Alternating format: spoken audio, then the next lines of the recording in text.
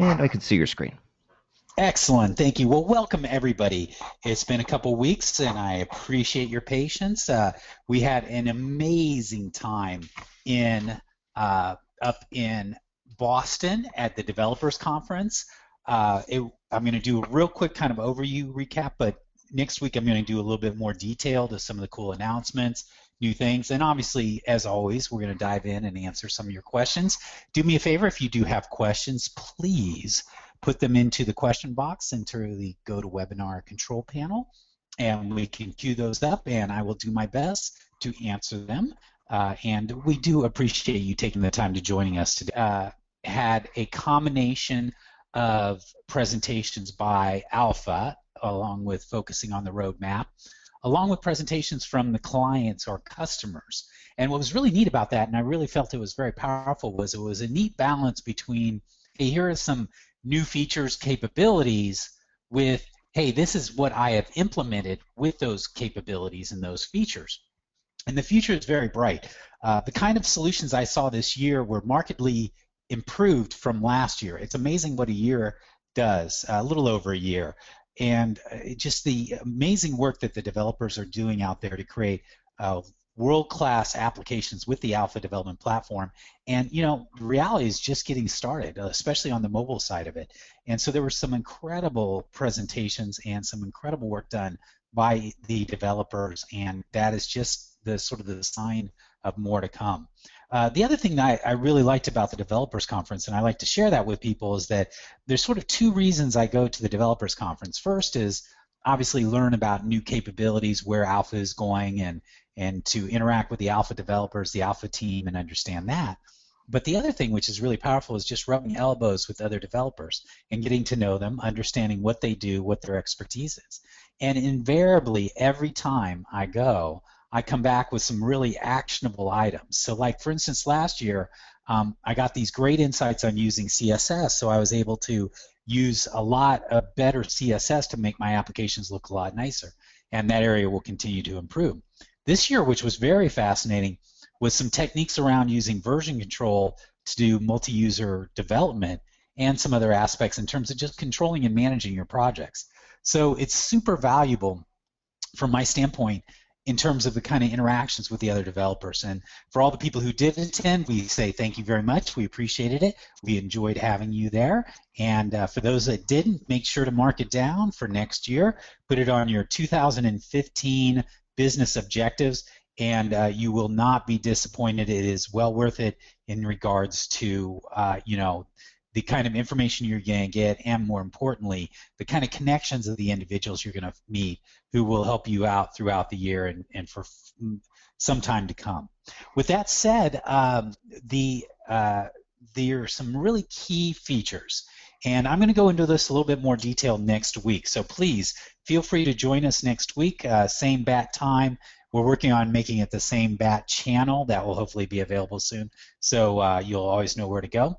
But I'd say if I were to distill it down to one primary feature, is moving towards an open platform. The drive by the team, and we saw some amazing demonstrations, is to really make sure that Alpha as a platform is easy to use, so it maintains that ease of use and ability for developers to generate things quickly, the low-code process. But what I'm finding, which is very exciting, is the move towards open standards. So opening up the system so it's not only XBasic and other internal capabilities. And one of the key features that we saw was the ability to use, say, JavaScript on the back end as your server language now is a key capability and will be enhanced significantly in the next year. The benefit of that is twofold. One is that instead of having to learn a proprietary language, you can learn a very widely used language with a lot of training materials and sources out there.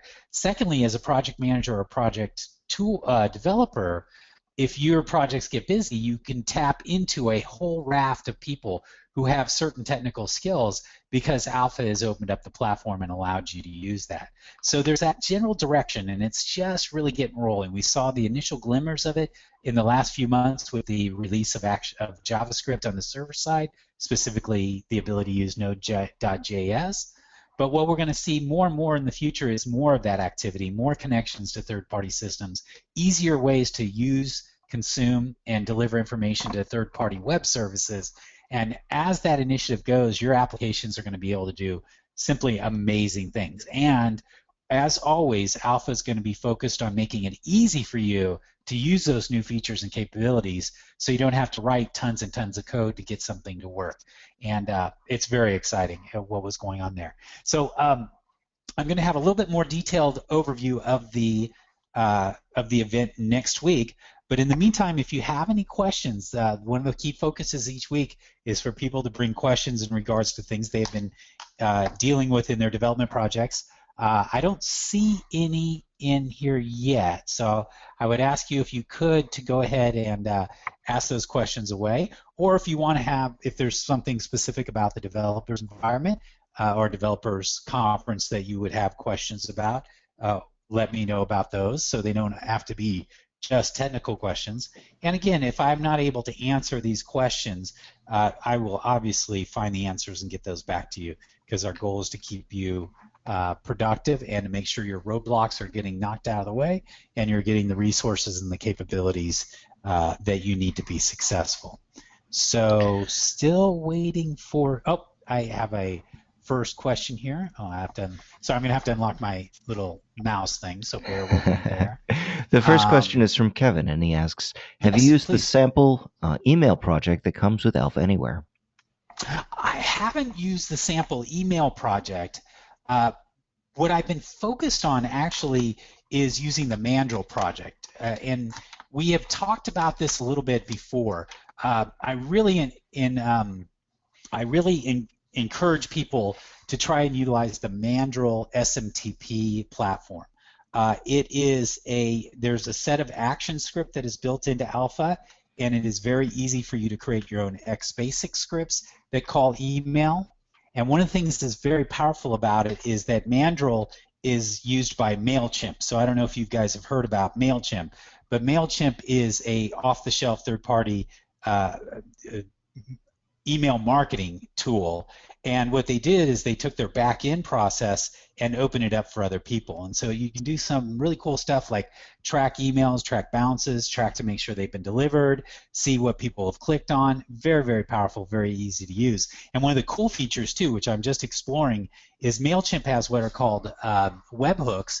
So you could actually set up an automation stream where if someone opens an email or clicks on a link, it'll actually do a webhook which will make a call back to your system to notify you so you can take certain actions. So check it out. It's called Mandrill. Yep. There's also sort of a follow-up to that. So Kevin is interested in receiving an email and dissecting the information and then using that to populate a database. How would you go about doing that? I think the best one, I might have to think about that and bring that to next week. I'm trying to think off the top of my head. Obviously, Mandrill is focused on mail going out. Mm-hmm. Alpha does have some built-in email functionality that allows you to watch an inbox and be able to use that. And so you could roll your own from in the system, but I'm a little rusty on that, so I'd have to do a little research just to make sure that I'm up to date and make sure it's all valid. But you have to do some configurations on the server side to be able to have that happen, but you can actually use the tool to not only send emails, but also receive it. But I also like to throw out to people, if you're going to really be serious about interacting with emails, I've come across a tool called Email2DB. It's a third-party tool. It is it's not too expensive. They have different sizes, but Email2DB has a really cool feature where you basically install it, and it's an engine that allows you to basically extract data from incoming emails and then put them right into a database or other things there. The benefit of this is that, and the reason I kind of lean towards this tool if you're going to get a lot of heavy email interaction, is that they have like sort of drag and drop, sort of point and click extraction. So you kind of see it down here. Let me scroll down right here. Is that basically you can, using point and click, define the extraction routine, which will read the content of the email, and then given those extracted fields, you can then have a certain different of extractions there. And it handles things like auto responses, attachments, very, very cool stuff. I mean, it's really, for reading email and processing it, I don't know of a better tool out there, a more mature tool. And again, it's not free, but it's not too expensive considering the amount of time you would have to put into it. So let me bring that up right now. Not that I'm a salesperson for here, but you have different different capabilities for each of them. They actually even have a hosted version if you don't want to even put it on your server that you can get and therefore pay for more of a service fee kind of thing. But you can do a lot of really cool stuff in terms of you can update databases. You first will field extract the data from the email. There's a lot of intelligence with that. So if you are getting not only formally information, but like you can create these little rules to try and create information at. You can update Exchange, so you could actually, if someone is an Exchange user, you could create contacts, appointments, and what you can do is you can upload things to Dropbox. So the idea here is that it makes it easy to extract the data, and then very easy for you to insert it into a database or do something with it. But it's very, very powerful in terms of handling attachments, which, to be honest, can be a real pain. So if you're going to handle attachments. But it's called Email to DB, and check it online. It's a very mature technology, very easy to use. I've used it on a couple projects. And if you're going to be serious about that, you may want to look into that. Because, again, it avoids, and if I'll show you real quick, and I'll get off this real quick, tell you is that when you go, right now you would have to kind of code your extraction routines, but sort of like Alpha, they have a point and click process where you can actually take an example email, drag over where the content would be and say map this content into here, and it has a lot of rules and triggers and things like that. So it's extremely flexible, very easy to set up. And to be honest, the amount of time you're going to spend, especially dealing with emails, is usually in that extraction process, and this does a huge benefit for doing that. Again, I find it a pretty valuable tool. So I know that's not exactly alpha, but check that out. It's a pretty powerful tool, and one I would definitely look at for extensive there. If not, I will go ahead and research and have prepared next week a little bit more data on how you can write your own email extraction routines within Alpha using the built-in features from that standpoint. Excellent. So I hope that was helpful from that. Great. So here's a question from Rolf asking, is it possible to access the telephone list on the iPhone, the Windows Phone, and the Android phone? And the answer is yes. You will use the PhoneGap Build API, which will allow you to gain access to the contacts database. The user will have the ability to, give you a yay or nay. There's a security element there. When you request it, the system will trap that request. And you might have seen this before on mobile platforms where it says application XYZ would like to access your location, your photos, etc. But you would use the PhoneGap capability to allow you to access that database of people who are on the local phone. So. Excellent. So if there are more questions, if anyone has any questions, please go ahead and type them into the questions box.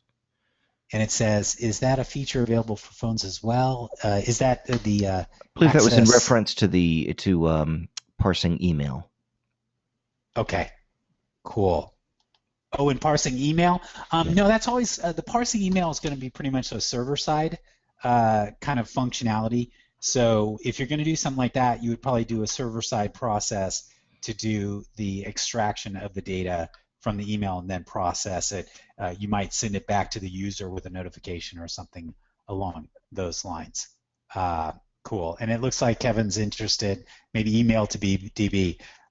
Again, I don't get paid by email to DB. Just want to make sure everybody there. But if you want to kind of use a alpha low-code project, or I'm sorry, let me take that back. If you want to use the alpha low-code process or methodology, email to DB is the similar low-code process for extracting data from emails and manipulating them. It's very simple and very powerful. So from that standpoint, and what we're excited about is our developers to be successful, whether it's our tool or someone else, because in the end we know we have a great tool in and these other things just enhance what you can do with alpha. So. And here's sort of again a follow up on the email one, which was, can we access the mail that's on the phone? I know certainly on an iPhone there's a local copy that's a of really that good email. question. I do not know the answer to that. You can send emails. I know you can send emails out from the phone, but I am not sure if you're able to read the emails on the phone. Let's find that. We'll find that out from our mobile technology guy, Bob, and we will let you know, Ralph. I'm going to have to. Yep. I'm guessing off the top of my head that might be a little problematic because of security and other issues there. Mm-hmm. But that said, I will find out the answer and have that available next time we meet. So access mobile email. Yep. Gotcha. Another question is from Gidiel. I'm sorry if I've pronounced your name incorrectly, but he's wondering, do I still like to say Mr. Gutierrez. Mr. Gutierrez. There you go. That's the way to do it. Do I still need to continue learning XBasic in order to use Alpha Anywhere? Well, the answer is it's your choice. Obviously, XBasic is tightly integrated. There's a huge amount of existing example code, training videos, and things like that. And I'm going to continue using XBasic since it's tightly integrated there. So it really depends on where you're at in the curve. The other thing to realize is that the JavaScript on the server side is very new. It was just with the 3.0 release. So it works and it's there, but there's not as much sort of training materials out there. Now, this is a very cool thing that I saw at the, and I'm not sure if I answer your question correctly, but I would stick with XBasic for right now, just because it's stable, works, and there's a lot of support for it, and then over time you can focus more on transitioning to the JavaScript. Now, there's two areas that you may want to look in. With opening up JavaScript on the server side, you now have a broad level of third-party products and capabilities and free things that you can plug into the back end because there's an enormous amount of JavaScript libraries under Node.js, and these are able to, they make your life easier connecting to third-party systems. One thing that is really cool, and I saw this at the presentation, is that you will actually be able to, in server-side JavaScript, call XBasic. So any XBasic work that you have done, you will not have to redo.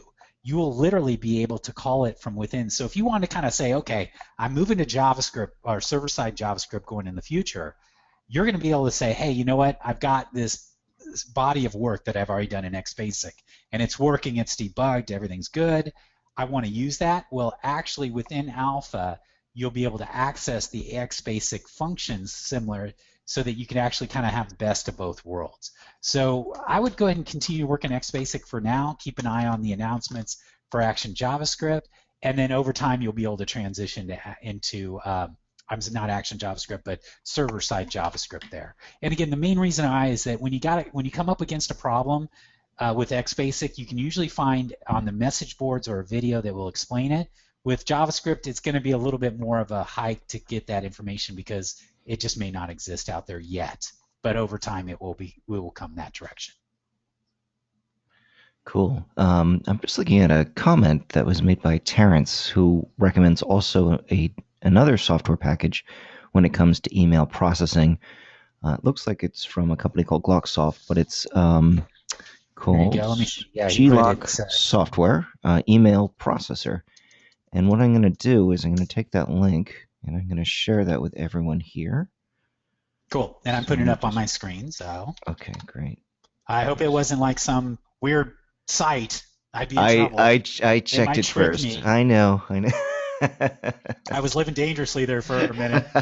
It's like the Howard Stern show or something, No, Terrence steered us right. Yeah, great.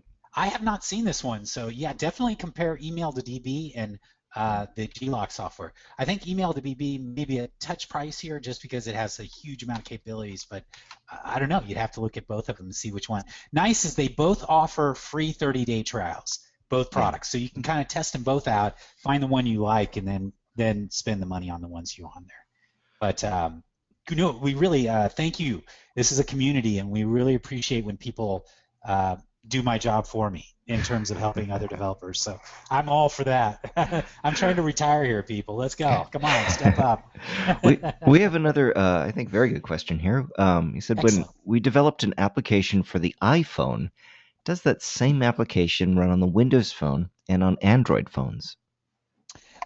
The answer is yes, from the standpoint of it's going to use the same code, and if you're running in the browser for those devices, it will just run in the browser for each of those devices. If you're using PhoneGap, during the PhoneGap publishing process, you will merely click off the platforms you want to build the app for, and it will do that. Now, given that, you may want to have to do some tuning of the app for each of the different platforms using the app launcher and the responsive design to say when you're on a iPhone, use an iOS CSS set.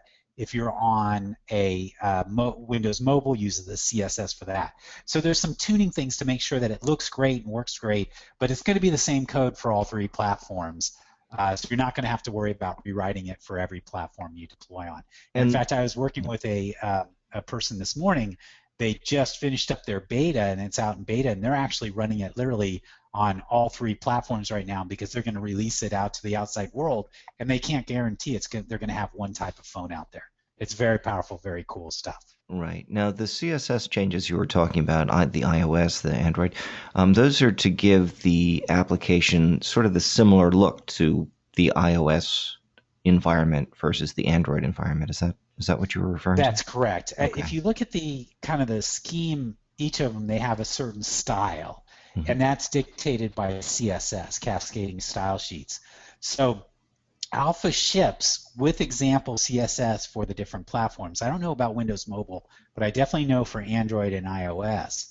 And then you can take those and modify them to your needs to put your personal branding information in there in terms of color, style, and make it look and act a little differently. CSS is amazingly powerful because it not only allows you to change, say, the colors and the fonts, but literally now like what a button looks like and how the button looks like when it gets clicked and things. It's very powerful. And that was another thing, and actually that was a great question, is that one of the key things that has been a request from developers in the Alpha community is the desire to make it easier for you to integrate off-the-shelf CSS or third-party CSS into Alpha solutions. And one of the key roadmap items this year is a set of new capabilities that will allow you to literally separate the functional aspects of the project, meaning laying out the panels and the XBasic and the JavaScript, from the CSS, so you can hire a third-party CSS designer, and they will just be coding CSS and HTML, and then you match them together, and boom, you have a beautiful interface. So Alpha's doing a lot of things this year to make it even easier for you to integrate third-party or just CSS, so that it becomes very simple, and there are an enormous amount of very talented CSS people, and I suggest anybody who's doing work in this area to get to know a good CSS person and start building that relationship, because that can make the difference between a good-looking app and an amazing-looking app. Mm-hmm. Just sort of as a couple follow-ups. One is, well, if it was okay for it to look the same on all three devices, then you wouldn't have to make those tweaks. But the other one is, do you know what the availability is for a CSS for Windows Phone at this point? That's a good question. It's another one I'd have to ask. The issue you have, and this is not as a excuse, but Windows Phone has about 2.5% market share. So you're talking about 97.5, if my math is correct, is for, let me write this down real quick, is iOS and Android. Now, within the iOS community, most of the people are running iOS 7 and above, which we have a CSS for, and then the Android community, we run what are called Android light and dark color schemes. So I don't know I'd have to check on availability if there's a plan on that, but there's just not a lot of people using Windows Mobile, to be honest, out there, just because the other have just so dominated the market there. But that said, you're going to find off-the-shelf CSS that mimics Windows Phone. You can just look on, say, Theme Forest and other places where you can actually literally buy CSS and then apply it to Alpha fairly readily. So you don't have to create anything from scratch. You could buy the off-the-shelf CSS for a very small price and then be able to integrate it with the tool. And that's what they're working on this year to make that process even easier. We have another question, and that is, and it has to do with responsive layouts.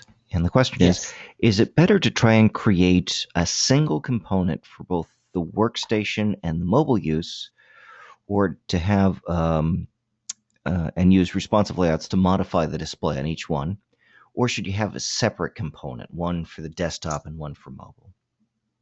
I would lean towards separate.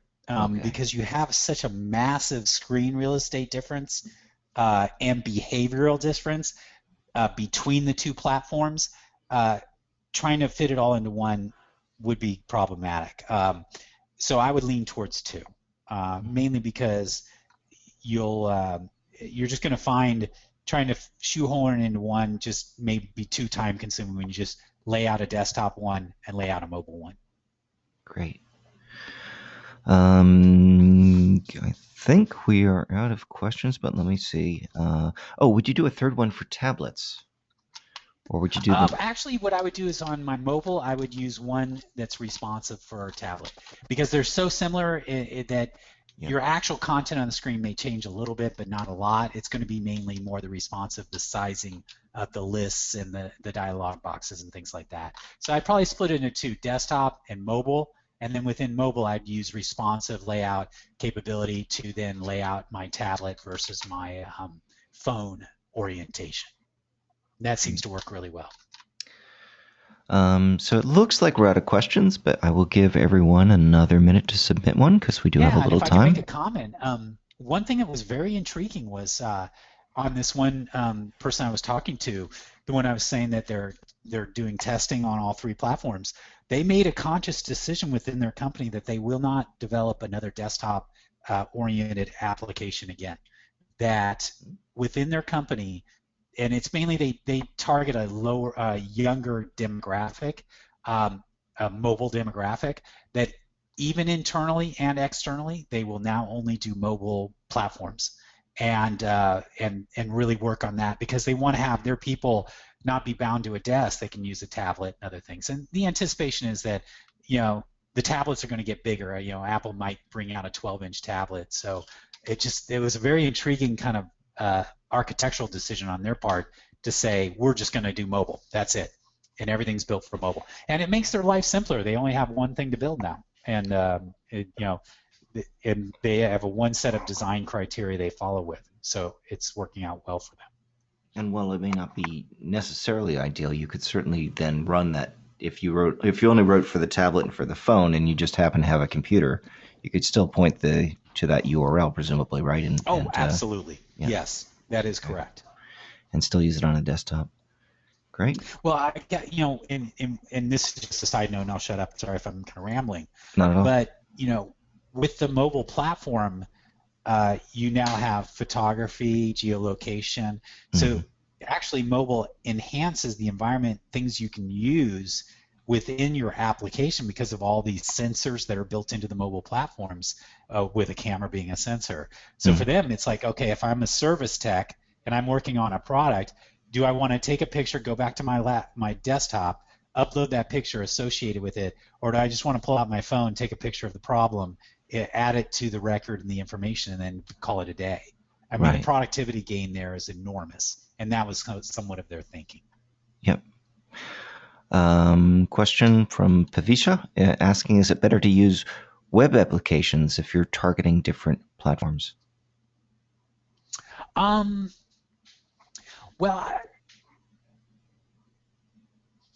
I don't know if it's better per se. I say definitely for your first version, don't spend time on PhoneGap until you kind of have the beta done, and then focus on building the app itself, because you can deploy it so much faster and get the responses from the users very faster. But no, I don't think there's a huge advantage in the mobile versus the PhoneGap in terms of just in general. It's more of what is your client requiring? Do they want an app that's running on the mobile platform? And then also, secondly, which is important, which is there a fundamental need to have, like from a branding standpoint, an app versus running in a web browser? The benefit of web browser is that it is instantaneous updates and everything else, so it's actually a very responsive environment to deploy things. But there's no like inherent advantage for either one of them in terms of the look and feel and running on the target platform. Excellent. Rolf asks, is there any kind of user group where we could share solutions that we've run into? Good point. Well, I mean, first we have our message board, which is really powerful. A lot of very vibrant discussions and people who work on there. I find a lot of solutions there, and I find a lot of connections there. I'm not sure if there's a user group, Dave. I haven't seen one in a while. I know there's IADN, which is another place you may check, where is a growing, vibrant community there of independent developers, and that's Steve Woods, and it's iadn.com. Mm-hmm. You can check that out there. We also have a LinkedIn group, which we're pretty active with using. And we are interested in setting up a sort of, not a replacement to the message board, but another type of community board that we're looking into, which some other companies have done. Yeah, something a little bit. Are a little dated. They are a little bit, yeah. Ours, fortunately, still can be accessed on your phone and things like that, but it's And if you haven't been to our message board, you can find it under the support link of our website. It's also at msgboard.alphasoftware.com. But yes, we're investigating another solution for that as well. I think that the technology has evolved, and that we would like to adopt something new. But the LinkedIn group is pretty active, and the message board is extremely active. So I would definitely recommend either one of those. And let's see. I believe that is it for questions this session. Great questions. Really, it's a fun day. Thank you very much, everyone, for attending. We will make a recording of this available in a couple of days. It should have a link to it from our events page, which is alphasoftware.com/events. Hope everyone has a great day. Thanks again for attending, and we hope to see you at a future webinar. Take care. Bye-bye.